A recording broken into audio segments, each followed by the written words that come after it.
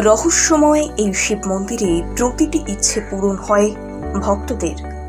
Stamp পেপারে মহাদেবের কাছে জমা পড়ে আবেদন। কোথায় আছে এই মন্দির?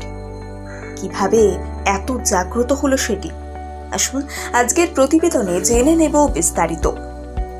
এই রহস্যময় মন্দিরটি উত্তরাখণ্ডের আলমোড়া অঞ্চলে অবস্থিত, যা ন্যায় বিচার প্রদানের জন্য বেশ বিখ্যাত।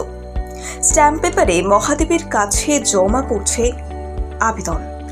ভারতে অনেক রহস্যময় এবং বিস্ময়কর মন্দির রয়েছে। এর মধ্যে একটি হলো উত্তরাখণ্ডে অবস্থিত ঈশ্বর গোয়েলের মন্দির। তাকে ন্যায় বিচারের ঈশ্বরও বলা হয়ে থাকে। ভক্তরা এখানে আসেন বিচার পাওয়ার আকাঙ্ক্ষা নিয়ে। দেবতার এই রহস্যময় মন্দিরটি উত্তরাখণ্ডের আলমোড়া অঞ্চলে অবস্থিত, যা ন্যায় বিচার প্রদানের জন্য বিখ্যাত। এই মন্দিরে এমন ভক্তরা আসেন যারা ন্যায় বিচার পান না বা বিচার পেতে দেরি হয়।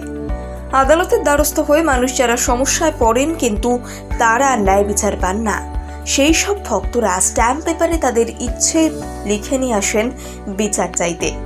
এমনটাই দেখা যায়। মহাদেবের এই মন্দিরে ভক্তরা তাদের মনোবাঞ্ছা পূরণের জন্য প্রসাদ হিসেবে ঘণ্টা বা চিঠি লেখেন। তাকে দ্রুত বিচার প্রদানকারী দেবতা বলা হয়। স্থানীয় লোকজনও তাকে লোক দেবতা হিসেবে পুজো করেন।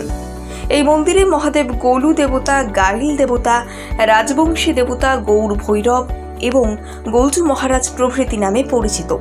বিশ্বাসে তাকে মহাদেব শিবের অবতারও মনে করা হয়। উত্তরাখণ্ডে একটি নয়, মহাদেবের অনেকগুলি মন্দির আছে, তবে চিতাই গ্লাভ মন্দির তাদের মধ্যে সব থেকে বিখ্যাত। মন্দিরে পৌঁছলে আপনি দেখতে পাবেন অসংখ্য ঘণ্টা আর চিঠি। গোলু মন্দিরটি আলমোড়া এলাকা থেকে প্রায় 4 কিলোমিটার দূরে পিথোরাগড় হাইওয়েতে অবস্থিত। রাজধানী দিল্লি থেকে এটি মাত্র 400 কিলোমিটার দূরে। আপনি যে কোনো সময় দর্শনের জন্য এখানে পৌঁছতে পারেন।